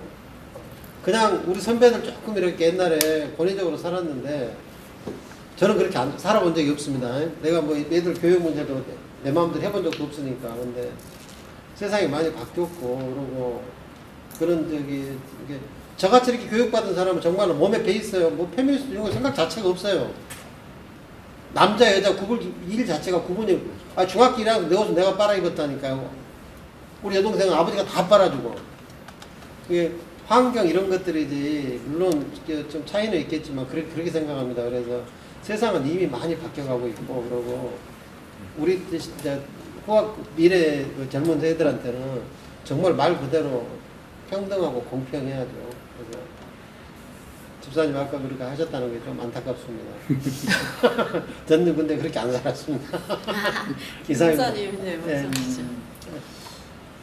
네, 저도 이제 페미니즘을 저도 연세대학원 다닐 때 접했는데 제가 알기로는 페미니즘 시작은 여성 참정권 운동부터 시작된 걸로 알고 있거든요. 그러니까 한 100년, 120년 전만 해도 영국에 있는 여성들한테는 투표권이 없었으니까 투표권이 없었다는 것은 결과적으로 자신의 권리를 인정받지 못했고 그렇게 살았다는 거고 그때 상황을 배경을 한 영화를 보면은 여성들이 그 참정권을 위해서 폭탄 테러도 하고 그다음에 자살 시위도 하고 분신도 하고 그러더라고요. 마치 전태일 열사가 노동권을 지키라는 것처럼 그렇게 시위를 했죠. 그러니까 지금 보면은 여성들 자연스럽게 이렇게 투표하고 그다음에 그런 활동을 하는 거에 대해서 뭐 우리도 이제 목사님 앞에 설교했지만 민주주의 역사의 혜택을 받은 건데 이제 그런 어떤 거대 담론적을 얘기하는 게 아니라 제가 최근에 재밌었던 게 제 여동생과 같이 백화점을 가는데 백화점 근처에 이제 화장실이 가려고 하는데 화장실이 없어가지고 그 옆에 있는 건물로 가는데 저한테 화장실을 계속 같이 따라가자는 거예요. 아니 제 동생 나이가 이제 저랑 2살 차이 나니까 이제 40대 초반인데 아이도 둘이나 있고 그래서 왜 그래 그러니까 남녀 공용 화장실이라는 거예요. 그 오빠 같이 가줬으면 좋겠다는 거예요. 근데 제가 그때 눈치를 챘죠. 여성들은 남녀 공용 화장실을 갈 때 위험을 느끼는구나. 그러니까 저희들은 남자들은 그냥 남녀 공용 화장실 갈 때 누가 날 둔기로 쳐서 나를 데려갈 거라고 생각하진 않잖아요. 근데 그 여동생은 그런 일을 당하지도 않았지만 그런 사회적인 어떤 일을 경험했을 때 자기 일처럼 느껴지는 것들이 여성들에게 있더라고요. 그러니까 저는 그 눈에 보이는 누리청정은 거의 없어졌다 보고 저도 그리고 말씀하신 것처럼 공직사회도 여성 비율이 높아지고 있고 뭐 여성 대통령 나오고 뭐 아직까지는 그래도 뭐 공적인 자리에 여성이 많이 부족하다고 하지만 쿼터제를 통해서 많이 늘어나고 있다고 보는데 제가 실제적으로 느끼는 어떤 차별이라는 것은 문화적이고 어떤 심리적인 차별인 것 같아요. 그러니까 화장실을 갈 때도 남자는 그냥 자연스럽게 들어간 남녀 공용 화장실을 여성들은 굉장히 두려워하고 있고 몰카가 있는지 그걸 확인해야 되는 그런 현실이 대한민국이니까 그렇게 봤을 때 저는 그런 심리적이고 문화적인 차원에서도 좀 오히려 좀 디테일하고 작은 부분으로서 차별이 있는지 좀 접근해야 될 것 같고 여기 질문 보니까 기독교를 낯선 렌즈 적용할 때 오늘날 대중화된 페미니즘 안에 제고해야 될 수용성은 무엇일까요? 라고 했는데 앞에서 페미니즘이 곁태학문이라고 얘기를 했는데 지금 뭐 장로님도 그렇고 저도 그렇고 약간 페미니즘 얘기할 때 약간 불편한 이유는 뭐냐면 곁태학문이라고 하는 신학과 페미니즘이 보여준 행태가 굉장히 대결적이고 본의 아니게 차별을 만들고 있는 모습이 보이기 때문에 그러니까 페미니즘이 곁에 있다는 것은 결국은 어떤 포용하고 화해하고 사랑하는 거라고 보는데 그 상황이 지금은 치열하게 싸워야 될 상황이 분명히 맞고 또 그리고 그것들 자신의 입장을 드러내기 위해서 이슈 파이팅도 하고 또 그리고 성소수자 같은 경우에는 키오 축제를 통해서 이렇게 뭐 아까 권사님 보니까 이렇게 많이 노출된 옷을 입고 다니고 퍼레이드를 했다고 하는데 그들은 그들 입장에서 그 퍼레이드 할 때 그것들이 어떤 자신의 어떤 존재를 알리기 위한 어떤 행위거든요. 그러니까 근데 그렇게 너그럽게 바라봐 주는 시선들 그런 것들이 이제 필요할 것 같은데 제가 이제 한마디로 더 하자면 어느 한 여대에서 트랜스젠더했던 여성이 그러니까 남성의 여성 바뀐 거죠. 트랜스젠더 여성이 그 여대에 들어가기 위해서 입시를 봤는데 그 여대에 있는 페미니즘 단체에서 트랜스젠더 그러니까 남성에서 여성으로 된 그 사람의 입학을 막았다는 얘기를 들은 적이 있어요. 그러니까 이상하다. 페미니즘은 말한 대로 그 어떤 평등이고 곁에 있는 것들이고 그리고 어떤 사회적이고 불평등한 것들을 어떻게 보면 같이 연대를 통해서 극복해 가자는 게 페미니즘인데 자신의 성 정체성을 여성으로 보고 있는 남성이 트랜스젠더를 해서 그냥 수술을 받아서 자신의 정체성을 가지고 여대에 입학하려고 했는데 그것들을 기존에 있는 여성들이 그걸 반대했다는 얘기 듣고 아 이게 맞는 건가? 라는 생각을 좀 개인적으로 가져봤거든요. 제 개인적인 생각입니다. 그래서 저는 어떻게 보면 이 대결과 대결 구도에서 나타날 수밖에 없는 그런 갈등 구조들을 해결할 수 있는 방법은 결과적으로 싸우되 우리가 싸우되 그 싸움의 밑바닥에는 서로 포용하고 화해하려는 사랑하려는 마음이 좀 더 있어야 되지 않을까라는 생각을 좀 개인적으로 또 가져봤습니다. 감사합니다. 저는 부대에서 근무하고 있는데 부대에서 어떻게 남성 근무자하고 여성 근무자가 이렇게 생활하고 있는지 좀 짧게 좀 얘기를 드리자면 제가 14년도에 임용을 했거든요. 근데 14년도에 임용을 한 그 당시만 해도 여성 근무자가 되게 없었어요. 되게 소수였어요. 그러다 보니까 이제 그 여자들이 쉴 수 있는 휴게실이라든지 아니면 화장실이 많이 없었어요. 근데 이제 그 이후에 그 여성 근무자들이 되게 늘어나서 지금은 한 3분의 1 정도가 여성 근무자인 것 같아요. 나머지 3분의 2가 남성 근무자고. 그래서 이제 그 여자들을 위한 그 공간들이 많이 늘어났어요. 휴게실도 그러고 그리고 이제 화장실도 편의시설도 그렇고 많이 늘어났는데 그 여기에서 이제 페미니즘이라고 이렇게 얘기를 하고 있는데 이 페미니즘이라는 이 말 속에는 그 여성 근무자들 그러니까 여자들이 약간 차별을 받고 있다. 그러니까 그런 것도 이제 내포돼 있잖아요. 그런데 군대 내에서는 제가 이제 여기 계신 우리 여자분들한테 약간 이렇게 좀 여자분들한테는 약간 이렇게 다 잘 와닿지 않는 건데 남성 근무자들이 차별을 받고 있어요. 여성 근무자에 비해서. 그러니까 제가 이제 3일 전에 제초기를 돌렸거든요. 이제 부대 내에서 이제 풀이 많이 자라기 때문에 제초기를 이제 돌리는데 제초기가 좀 무거워요. 그리고 이제 제초제를 뿌렸어요. 그것도 좀 무겁거든요. 근데 그 힘들고 무거운 것들은 여자들한테 절대 안 시켜요. 그리고 이제 진지 보수 같은 것도 이제 하게 되는데 그런 것도 이제 뭐 무거운 것도 많이 나르고 그렇지만은 그런 것들도 위험하다는 이유로 여자들한테 절대 시키지 않아요. 그러니까 남자들이 주로 많이 하거든요.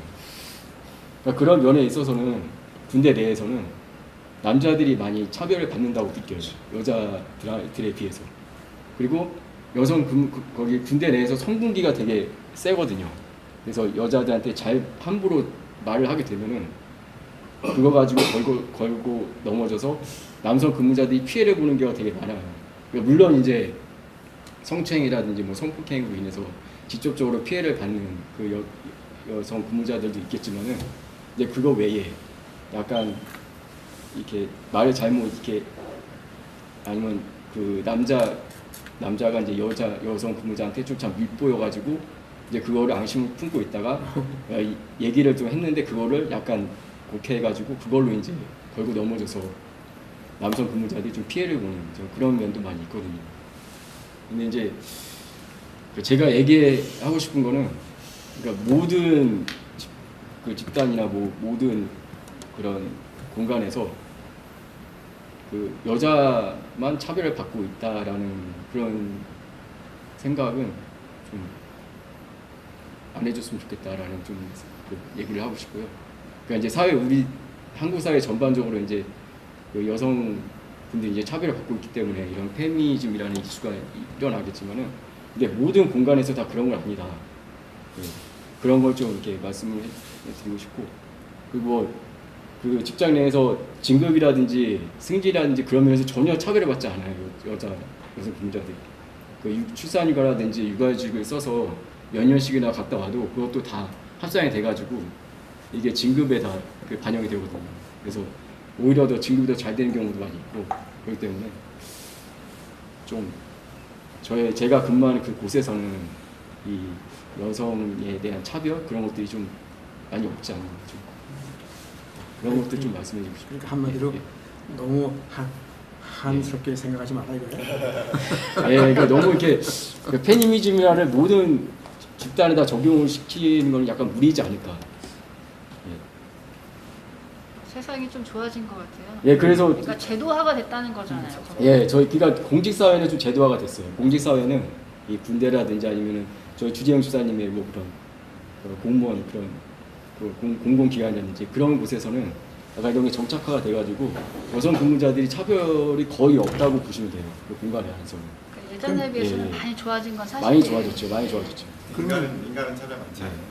인간은 권사님 말씀하시고 아니 근데 나는 막 복잡하고 막 그거 한 거는 막 머리 아프기가 싫고 어차피 같이 살아가야 되잖아요. 남자든 여자든 뭐 남자도 내 아버지고 내 또 아들도 있고 그러니까 내가 남자에도 좋은 점 있잖아요. 어여심, 용기, 뭐 아까 힘.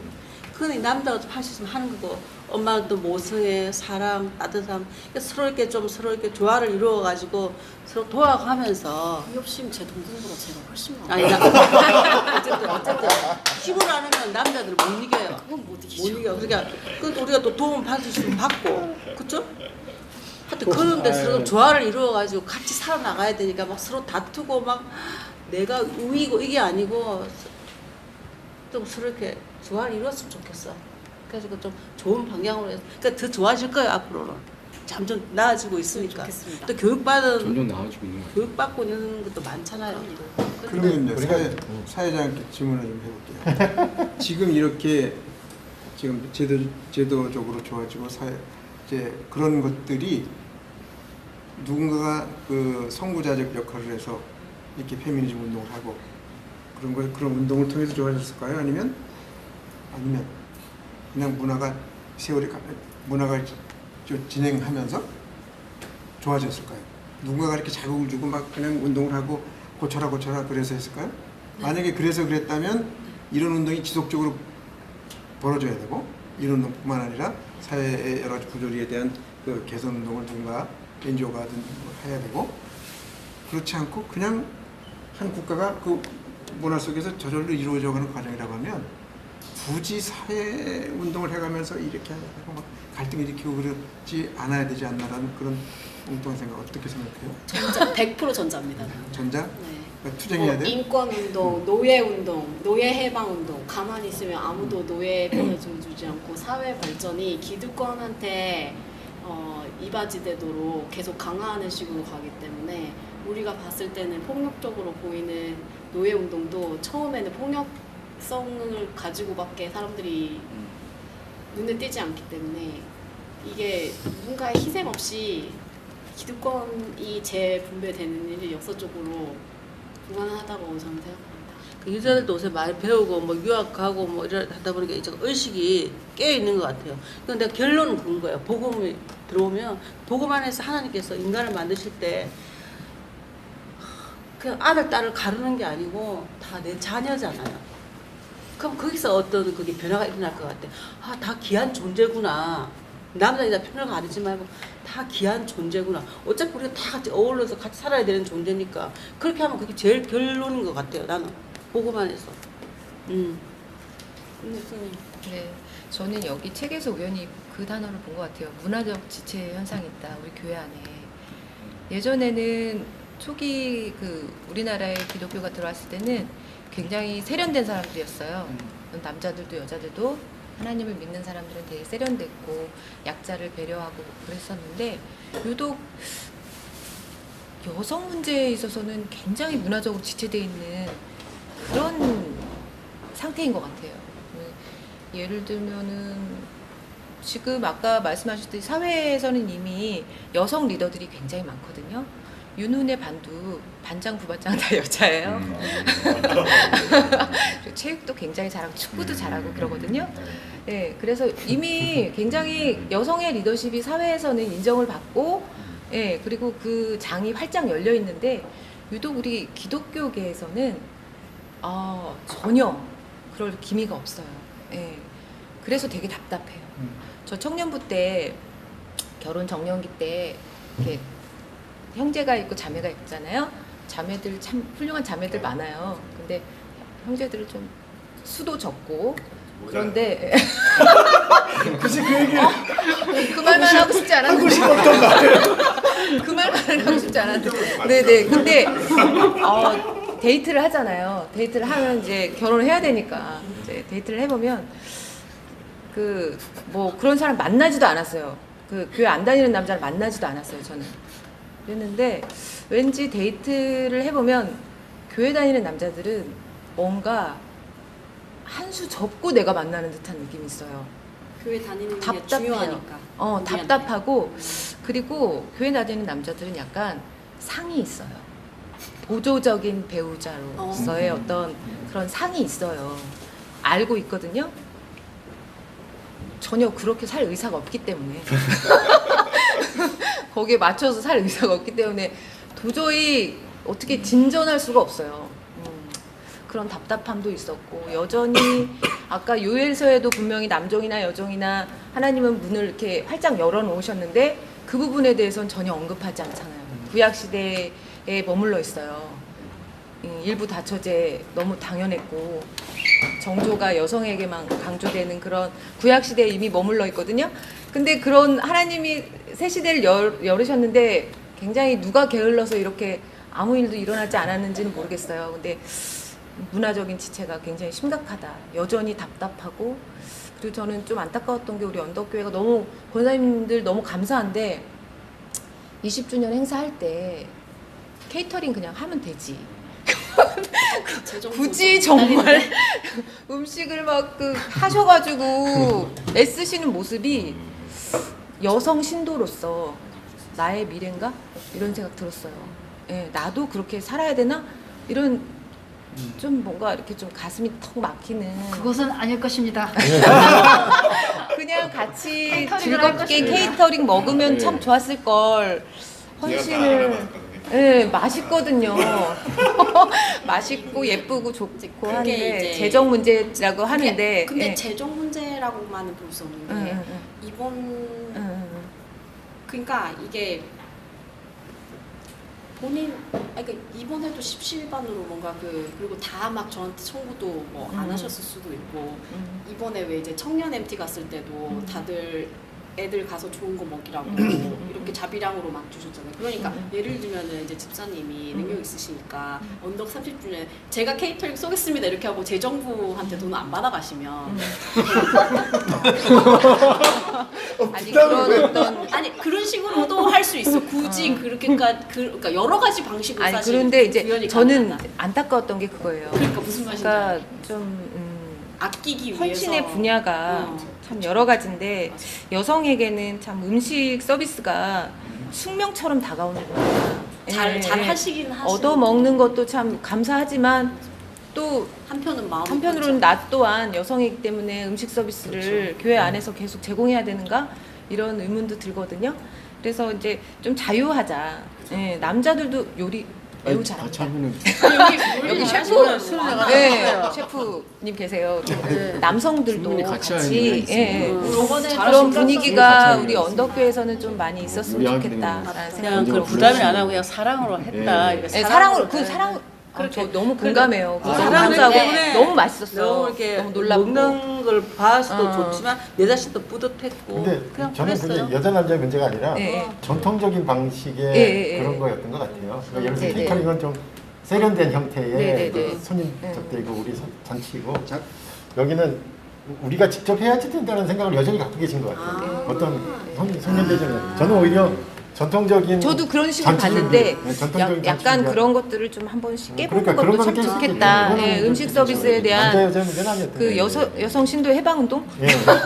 그런 것들도 그런- 좀 필요하지 그런 않나. 한 번쯤은 일부러라도 우리가 만들 때 그러면 남성 신도들에게 예, 그렇죠. 먼저 예. 말씀드려서 왜냐면 그렇죠. 도와달라고 했을 때 같이 예. 안 하실 분들이 아니니까. 그렇죠. 예. 그러니까 이제 지난주는 같이 또 우리 문 집사님이 다 하셨어요. 예, 예. 네, 그러니까 지난주에 잠깐 그러니까 보고는 사회에서 듣고. 지금 여성들의 리더십을 너무 과대하게 여는 듯한 그런 느낌도 아들 둘 엄마로서 있어요.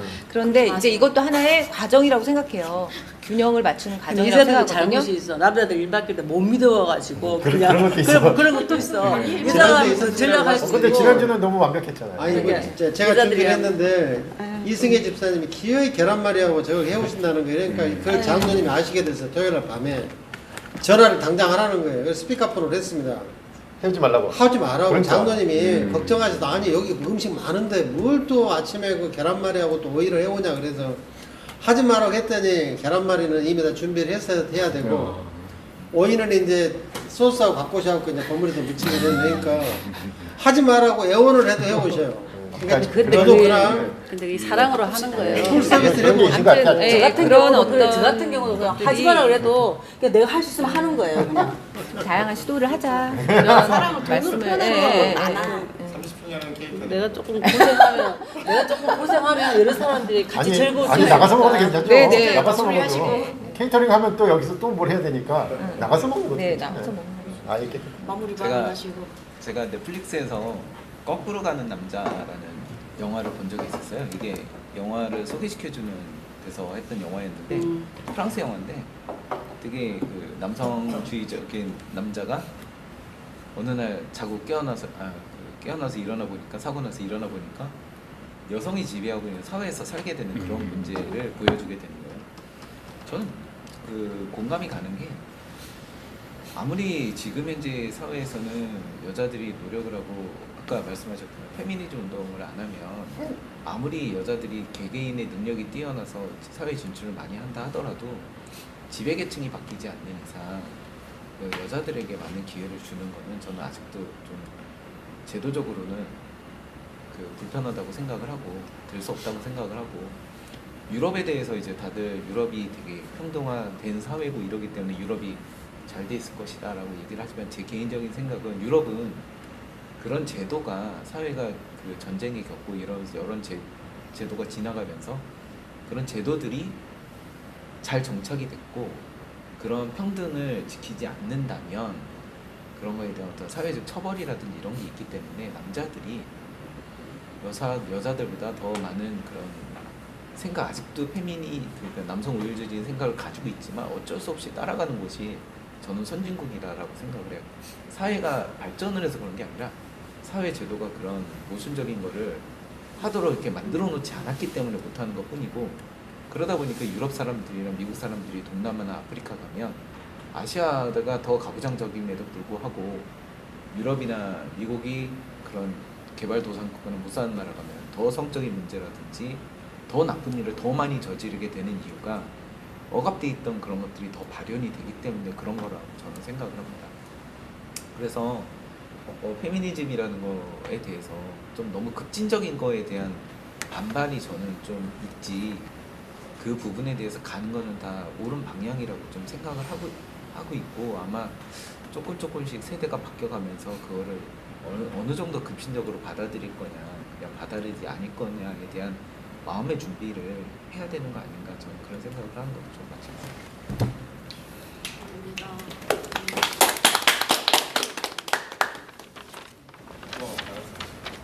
그럼 배집선이 기도해 주시고 끝내겠습니다. 여성이 하시죠. 저를 리드했잖아. 하나님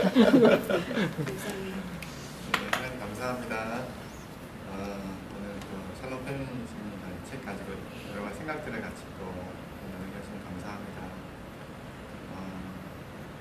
하나님 한국 교회 여러 가지 한국 사회에 여성에 대한 차별이 많이 있는 것이 좀 마음이 아픕니다. 하나님은 남자 여자를 창조하시고 똑같이 사랑하고 하시는데 한편으로는 사회는 변화되는데 교회가 그 변화에 많이 굳혀지는 것 같아서 더 안타까운 마음이 듭니다. 남자와 여자가 평등한 그런 사회가 또 하나님 나라의 모습에 더 가까운 사회인 것을 또 믿습니다. 하나님, 우리 언덕교회가 다른 교회보다는 훨씬 잘하고 있지만 이 분야에 있어서도 하나님 나라를 온전하게 또 이루어가는 그런 좋은 모델이 될 수 있도록 주님께서 축복하여 주시고 함께 해주시옵소서. 또 서로 리더하는 수고하는 우리 김경사님 주님께서 용인해 주시고 또 이후에도 좋은 나눔과 그런 이 주제에 대한 공부가 또 이어져 갈 수 있도록 주님께서 함께 하여 주시옵소서. 감사드리며 예수님 기도합니다. 감사합니다. 수고하셨습니다.